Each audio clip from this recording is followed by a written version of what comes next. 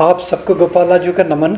देखिए, एक मैं आपको पौधा दिखा रहा हूँ, अपराजिता, क्लैरिटोरिया टर्नेटिया, बटरफ्लाई पी फ्लावर भी बोलते हैं इसको, विष्णुकांता भी बोलते हैं इसको, कृष्ण कांता भी बोलते हैं, और बोलते हैं अश्वखुरा। अब देखिए, अश्वखुर जैसे होते हैं ना, उसके घोड़े के खुर जैसे होते हैं, उसकी तरह इसकी शेप होती है, इसलिए इसको अश्वखुरा भी कहीं कहीं कहते हैं। अब देखिए, इस पौधे की अगर आप गुणवत्ता जानेंगे, चाहे वो आपके आयुर्वेद में हो, मेडिसिनल वैल्यू हो उसकी, या उसके तंत्र में हो, मंत्र में हो, टोने टोटके में हो, और या आध्यात्मिक दृष्टिकोण से हो, आप ताज्जुब करेंगे कि कितने सारे गुण समाहित हैं इस पौधे के अंदर, इस बेल के अंदर। और जो इसीलिए जो आप देखें, जो मर्मज्ञों ने इसका नाम रखा अपराजिता, यानी कि जो कभी भी पराजित ना हो, हमेशा जय हो।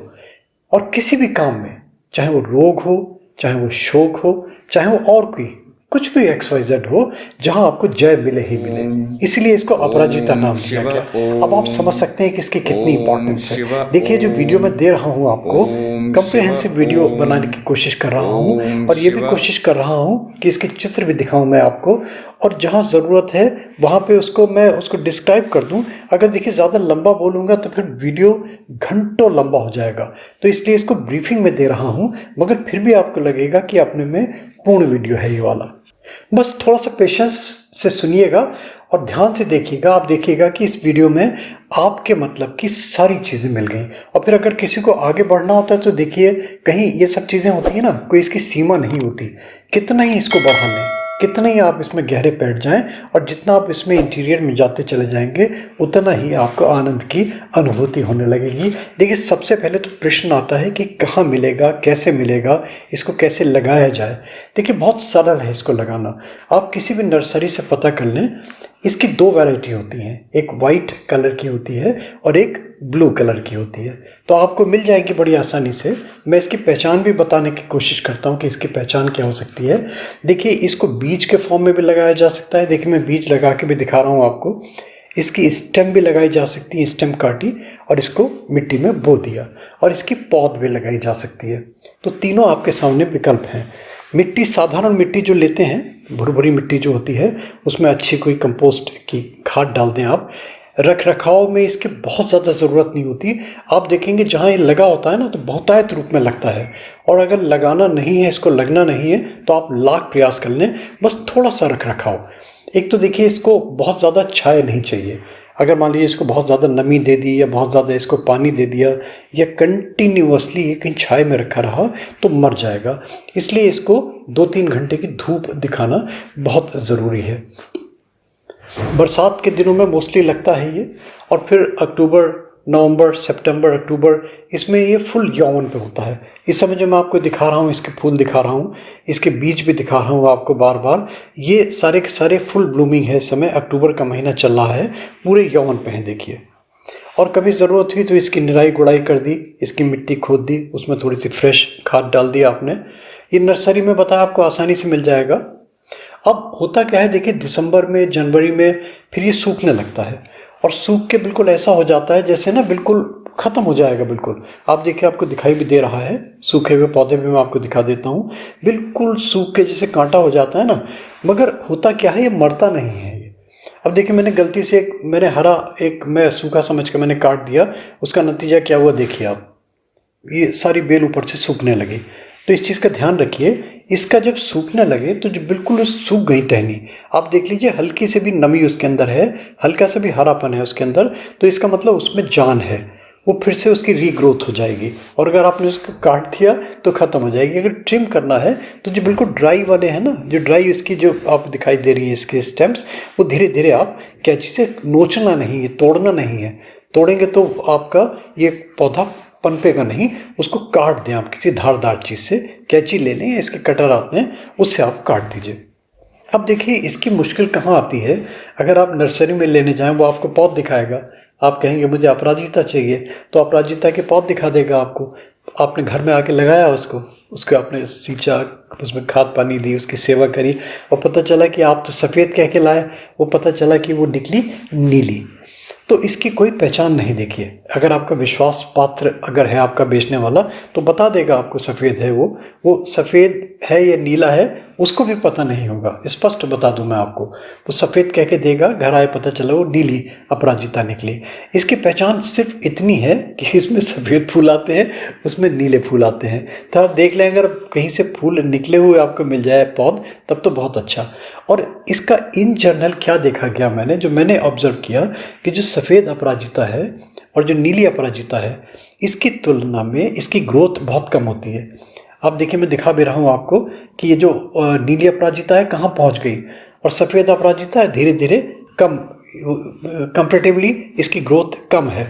और इसकी जो ब्लूमिंग है, फूल जो इसमें निकलते हैं, फूल भी आप देखेंगे कि नीले तो बहुतायत में हैं और सफ़ेद जो हैं वो बहुत कम, और बड़े ये शर्मीले होते हैं, बड़े छुप के निकलते हैं। इसको तलाश करना पड़ता है कि सफ़ेद फूल कहाँ है। जैसे मैं सुबह आके देखता हूँ तो नीले तो भरे दिखाई देते हैं, मगर जो सफ़ेद दिखाई देता है वो बिल्कुल आप देखेंगे कि बड़ा छुपा हुआ दिखाई देता है। वो 5, 10, 15 निकलेंगे तो ये 1, 2 निकलेगा, इतना सा इसकी पहचान है। पत्ते देख लीजिए बिल्कुल सिमिलर हैं, जड़ इसकी बिल्कुल सिमिलर है, स्टेम इसकी बिल्कुल सिमिलर है। तो मैं कैसे बताऊँ इसकी क्या पहचान हो सकती है। मगर ये बात ज़रूर मान के चलिए कि गुणवत्ता दोनों की समान ही है। जो गुण उसमें है मेडिसिनल गुण, वही मेडिसिनल गुण इसमें हैं। जो उसके तंत्र मंत्र पूजा में उसका प्रयोग है, वही पूजा में प्रयोग इसके भी वो सेम है, उसमें कहीं कोई अंतर नहीं आता। अब देखिए, मैं इसके आपको कुछ रोगों के बारे में बताता हूँ। ये आयुर्वेद में बहुत इसकी महत्ता बताई गई है, बहुत इसकी इम्पोर्टेंस बताई गई है, और तरह तरह रोगों को ठीक करने में बहुत कारगर सिद्ध हुई है अपराजिता। मगर जहाँ देखिए मेडिसिन की बात आती है, जहाँ मैं इसको आपको प्रिस्क्राइब नहीं कर रहा, मैं केवल एंटरटेनमेंट के लिए दे रहा हूँ, और केवल इसलिए दे रहा हूँ कि अपना ज्ञान शेयर कर रहा हूँ। जो मैंने देखा, मैंने पढ़ा, मैंने सुना, मैंने अनुभव किया, मेरे खुद के यहाँ लगी हुई है, मैंने खुद इसका यूज़ करके देखा, मुझे अच्छे प्रभाव मिले। तो अपना वैद्य, अपना डॉक्टर खुद मत बनिए, इसके लिए ज़रूर किसी अपने फिजिशियन से ज़रूर कंसल्ट कीजिए, अपने वैद्य से किसी से कंसल्ट कीजिए, उसके बाद में प्रोसीड कीजिए। अगर किसी रोग के निदान के लिए अगर आप लेने जा रहे हैं तो इस चीज़ का विशेष ध्यान रखें। हमारी इस बीच कोई रिस्पॉन्सिबिलिटी नहीं है, इसलिए मैं डिस्क्लेमर भी दे देता हूँ, उसको भी आप ध्यान से देख के पढ़ लीजिए। देखिए, सबसे पहला तो जो मैंने इसका देखा, मैंने अनुभव जो किया, लोगों से पूछा भी मैंने, साइनस के लिए बड़ा अच्छा है, माइग्रेन के लिए बड़ा अच्छा है, आधा सीसी दर्द जिसको बोलते हैं, हेडेक के लिए बड़ा अच्छा है। कभी लगता है ना कि आप इतना एग्जॉस्ट हो गए, इतना फटीग महसूस कर रहे हैं, सर दर्द होने लगा, सर फटने लगा दर्द के मारे, वहाँ पे बड़ा अच्छा काम करता है। इसकी जड़ ले लीजिए, जड़ को घिस के यत्न से घिसना पड़ेगा, थोड़ा सा रस निकलेगा, क्योंकि बहुत छोटी सी जड़ होती है इसकी, बहुत लंबी चौड़ी जड़ नहीं होती। जड़ को घिस के उसमें थोड़ा सा पानी मिला लीजिए, 1 आध ड्रॉप, कोशिश कीजिए कि वैसे ही जितना भी रस निकल सके, 1 आध बूंद 2 बूंद जितना भी निकलता है, वो नाक में डाल के सोइए आप, नंबर 1। और अगर दर्द ज़्यादा है तो इसकी लीव्स ले लीजिए आप, हरी हरी पत्तियाँ तोड़ लीजिए, 5, 10, 15, 20 पत्ती तोड़ लीजिए, उन पत्तियों को पीसिए, और पीसने के बाद में उनका पेस्ट बना लीजिए, और इस पेस्ट को माथे पे लेपन करके रात में सो जाइए। और मॉर्निंग में जैसे वह नहाते धोते हैं तो इसको साफ़ कर दीजिए आप देखेंगे। और मॉर्निंग में जैसे नहा के धो के तैयार हुए ना, 1 आध ड्रॉप अगर मान लीजिए उसकी जड़ की आपको घिस के मिल जाती है उसका रस, तो 1 आध ड्रॉप नाक में और डाल लीजिए। आप देखेंगे 2-3 दिन 4 दिन आप इस तरीके से करेंगे तो आपको ट्रिमेंडस रिलीफ मिलेगा, विशेष रूप से हेडेक में, माइग्रेन पेन में। देखिए, जो यूरिनरी प्रॉब्लम्स होती हैं, यूरिनरी प्रॉब्लम के लिए बड़ा अच्छा इसका प्रयोग बताया गया।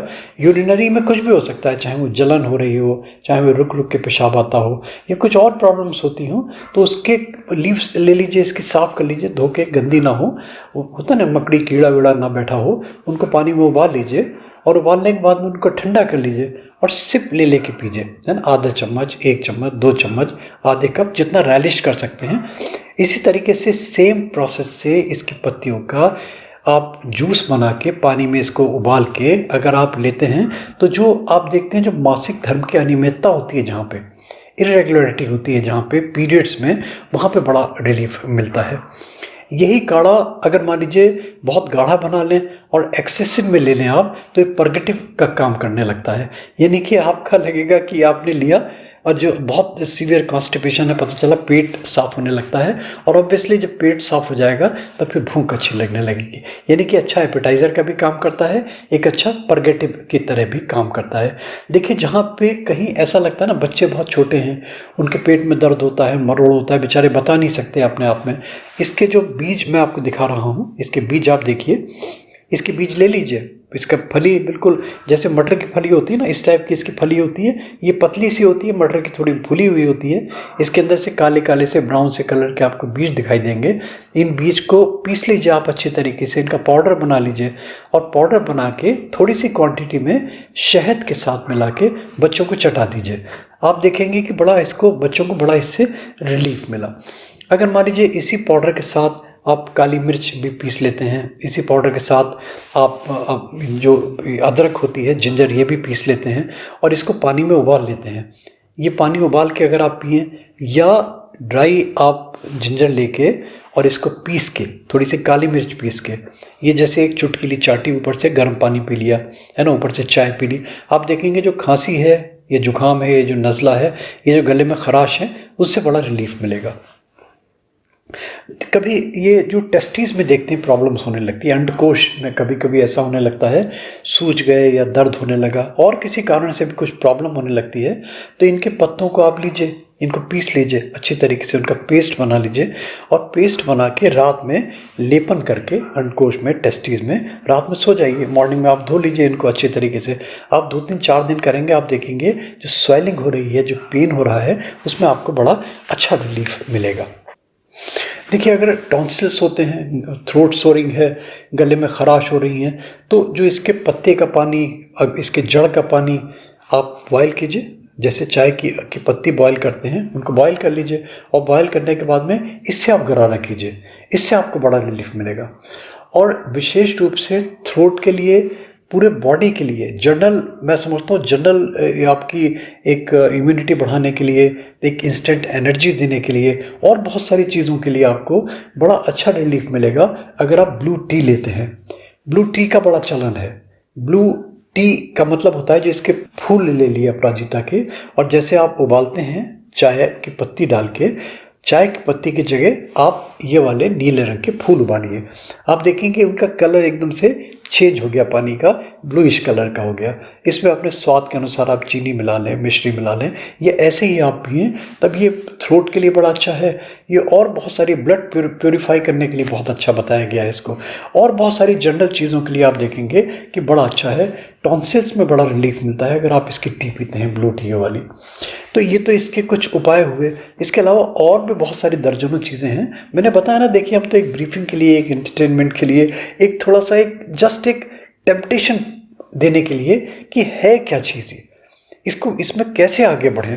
देखिए पूरी किताब तो हम पढ़ा नहीं सकते यहाँ पे, मगर यह है कि इसको हम थोड़ा सा एक ब्रीफिंग कर देंगे तो आदमी को अच्छा लगने लगेगा। अब देखिए इसी तरीके से चलिए आते हैं अपने टॉपिक है टोने टोटके और उपाय को लेके।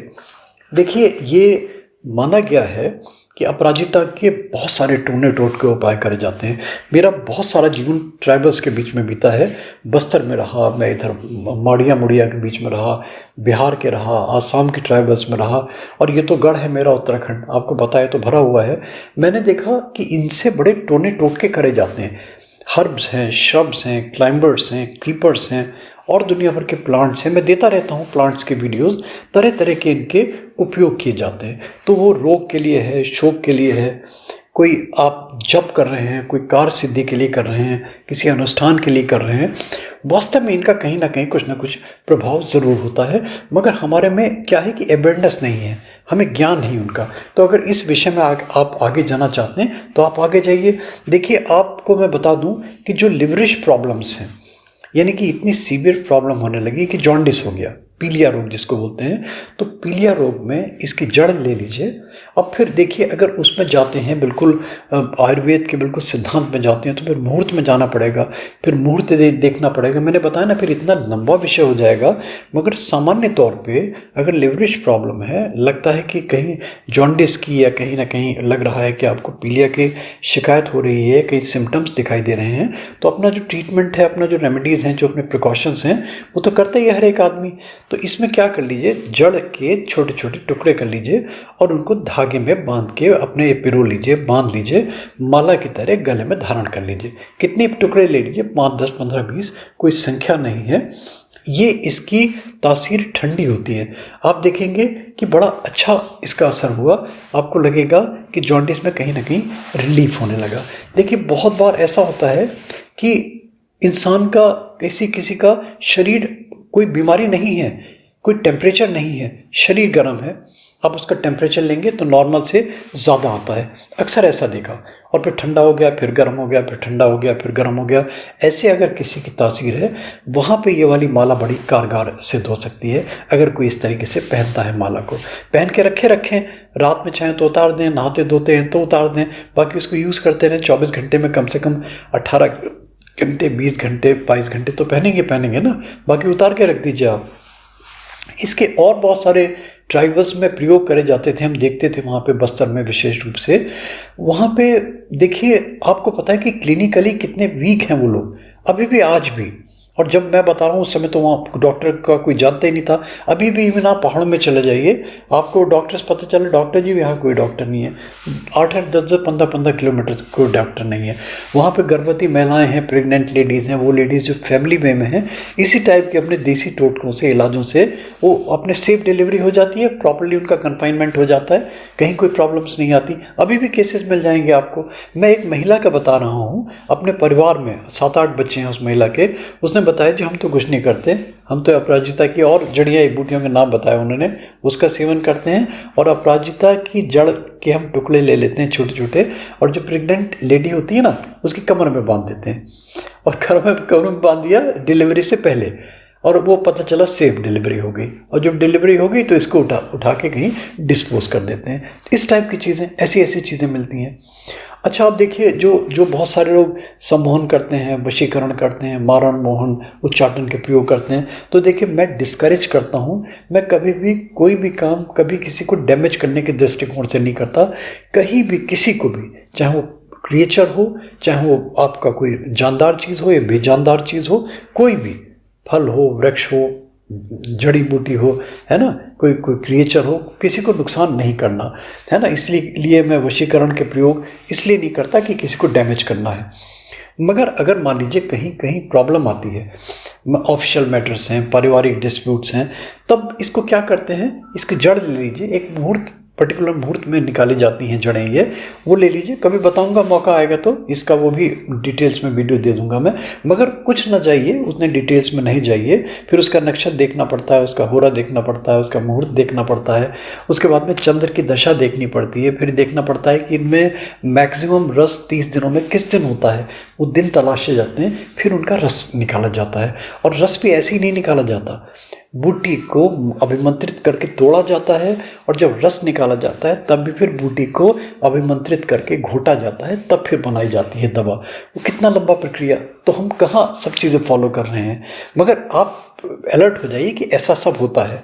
मगर कुछ नहीं होता तो केवल जड़ ले लीजिए, जड़ को पीस के घिस के उसका पानी निकलने लगेगा, वो उसका स्पर्श किया कीजिए माथे पे। पूजा पाठ जिस समय करते हैं उस समय अपने, मैंने तिलक का तरीका भी बताया था कि किस तरीके से भ्रू मध्य में पिट्यूटरी ग्लैंड जहाँ पे होती है, आज्ञा चक्र में किस तरीके से आप स्पर्श करेंगे। आप इसको स्पर्श कीजिए और स्पर्श करने के बाद में ध्यान कीजिए, पूजा कीजिए। एक तो देखिए ट्रेमेंडस कंसंट्रेशन मिलेगा आपको। अगर इवन आप उंगली अपनी जो राइट हैंड की आपकी अनामिका उंगली है, जिसको रिंग फिंगर भी बोलते हैं, जिसको सन फिंगर भी बोलते हैं, वहाँ पे अगर आप इसके टिप को, इसको पोर को अगर स्पर्श करते हैं, हल्का सा दबाव देते हैं, तो आपको वैसी शांति मिलेगी। और इसका तिलक करेंगे, इस तिलक करके आप कभी जाएंगे तो सामने वाले व्यक्ति का उच्चाटन होने लगेगा, उसका सम्मोहन होने लगेगा, उसका वशीकरण होने लगेगा, आपके ऊपर हावी नहीं होगा। अगर मान लीजिए 100% पता चला आपके ऊपर गुस्सा होता है, तो आपको लगने लगेगा कि 10-15-20% वो कूल डाउन होने लगा। इतना इसका अच्छा प्रभाव। और इसी तरीके से मान लीजिए कभी किसी ऑस्पिशियस काम में निकलते हैं, बहुत सारे ऐसे होते हैं ओकेजन कि कहीं लगता है कि जहाँ पे कि हर वक्त आपको लग रहा है कि कहीं पॉजिटिव रिजल्ट्स मिल ही नहीं रहे हैं कहीं। अगर कहीं ऐसी स्थिति आती है तो ये तिलक करके आप निकलिए। तो जहाँ बिल्कुल 100% नेगेटिव रिजल्ट्स मिलने की संभावना बनने लगती है, वहाँ पे लगने लगेगा कि कहीं 2-4%, 5%, 10% आपके फेवरेबल होने लगी चीज़ें, आपके पक्ष में चीज़ें होने लगी। इसी तरीके से कि अगर मान लीजिए इसको अगर जड़ ले लेते हैं इसकी, वही मुहूर्त, उसका होरा, उसका चौघड़िया प्रॉपर लेके उसको धागे में गले में धारण कर लेते हैं आप, ये कवच का काम करता है, एक रक्षा कवच की तरह काम करता है। जैसे प्रोटेक्टिव मेजर्स होते हैं ना, तो उन प्रोटेक्टिव मेजर्स में ये भी एक प्रोटेक्टिव मेजर है, इस तरीके से भी ये काम करता है। अब देखिए ये तो सब चीज़ें होंगी टोने टोटके वाली, ये सब चीज़ें हो गई आपकी आयुर्वेदिक जो दृष्टिकोण से देखी गई हैं। तंत्र मंत्र के ग्रंथों में बहुत सारी ऐसी चीज़ें आपको मिल जाएंगी। अब देखिए पूजा की दृष्टिकोण से अगर देखते हैं, देखिए लक्ष्मी जी का प्रिय है सफ़ेद अपराजिता। अगर आपको मिल जाता है सफ़ेद अपराजिता और आप लक्ष्मी जी के दरकार है, आपको इच्छा है कि आपको धन संबंधी आपके जो प्रॉब्लम्स हैं, चाहे वो ऋण है, कर्जा है आपका, या फाइनेंशियल कहीं आपका बैलेंस नहीं हो रहा है इनपुट आउटपुट में, उसको कहीं ना कहीं करने के लिए आपको लगने लगेगा कि लक्ष्मी पूजन में अगर आप सफ़ेद अपराजिता के पुष्प माँ को अर्पित करके भक्ति पूजा भाव करते हैं, मंत्र जाप करते हैं, कहीं ना कहीं ज़रूर आपको अच्छा लगेगा। देखिए शिवलिंग पे अगर आप नीली अपराजिता चढ़ाते हैं, मुझे मिले तो मैं आप चढ़ा भी रहा हूँ, मुझे सौभाग्य से नीला भी मिल गया, मुझे सफ़ेद भी मिल गया, शिवलिंग पे चढ़ाया। और अगर शिवलिंग पे चढ़ाते समय अगर मान लीजिए आप नीले अपराजिता फूल को एक पीपल के पत्ते पर रखिए और वो पीपल का पत्ता आप पुष्प सहित शिवलिंग पे चढ़ाएं, इसके और अच्छे प्रभाव आपको मिलेंगे। माँ सरस्वती का ये प्रिय पुष्प है। देखिए जो लोग पढ़ने में कमज़ोर हैं, जो लोग स्टूडेंट हैं, जो लोग कैरियर ओरिएंटेड हैं, जो लोग ऐसे हैं कि जिनका बेसी पढ़ाई है, पढ़ाई के बिना उनका गुजारा नहीं, बुद्धि के विकास के लिए, माइंड के कंसंट्रेशन के लिए इसका तिलक जड़ का और सफ़ेद पुष्प माँ सरस्वती को अर्पित करके, माँ सरस्वती से संबंधित मंत्र का जाप करके अगर आप अपना और प्रोसीड करते हैं, अपनी पढ़ाई करते हैं, आप देखेंगे कि कंसंट्रेशन में वृद्धि होने लगी आपके। और कुछ नहीं मिलता तो भैया इसकी ऑर्नामेंटल वैल्यू तो है ही। आप देखना मैंने लगा रखा है, मैं सुबह उठता हूँ सबसे पहले जल देता हूँ और जैसे बच्चे को सराहती है ना माँ, इस तरीके से प्यार से सराहता हूँ, मुझे रोमांच होने लगता है ना। मैं सराहता हूँ, प्यार से सराहता हूँ, भगवान तुल मान के, देव तुल मान के, अपने इष्ट देवी को तुल्य मान के इसको सराह के मुझे अच्छा लगता है, गुदगुदी सी होती है मन में, एक आत्म संतुष्टि होती है मुझे। इतना तो कर ही सकते हैं। और अगर इतना भी नहीं करते, कम से कम एक ऑर्नामेंटल वैल्यू तो है ही आपकी, एक शोभा तो बढ़ा रही है कम से कम दीवार की। मेरी तो दीवार भी पुराना मकान है, मेरा सब दीवार टूटी फूटी सी दीवारें दिखाई देती हैं। कम से कोई आता है देखता है तो दृष्टि उसकी दीवार पे नहीं जाती। मेरी जो झाड़ लगी हुई है ना, मालती का पुष्प लगा हुआ है, 45-50 वर्ष पुराना है ये वाला मालती का पुष्प। आप ताज्जुब करेंगे, मेरे पिताजी की निशानी है, इसलिए मैंने इसको संजो के रखा हुआ है। देखिए मैंने छोटे से वीडियो में इतनी कम्प्रहेंसिव नॉलेज दी आपको अपराजिता के पुष्प को लेके। मैं समझता हूँ कि इसके बियॉन्ड कुछ नहीं है। इसके बियॉन्ड तो फिर वही है कि जितना आप फिर इसमें R&D करेंगे अपनी, फिर वो चीज़ें आपको मिलती चली जाएंगी। और एक रिक्वेस्ट होती है, अगर अच्छा लगता है, अगर माइंड द वर्ल्ड अगर अच्छा लगता है तो लाइक ज़रूर करें, सब्सक्राइब करें, फॉरवर्ड करें, नोटिफिकेशन बेल में क्लिक प्लीज़ ज़रूर कर दिया करें। इससे फिर हमारे आपको रेगुलर अपडेट्स भी मिलने लगेंगे। थैंक यू दोस्तों, thanks for hearing Gopala ji.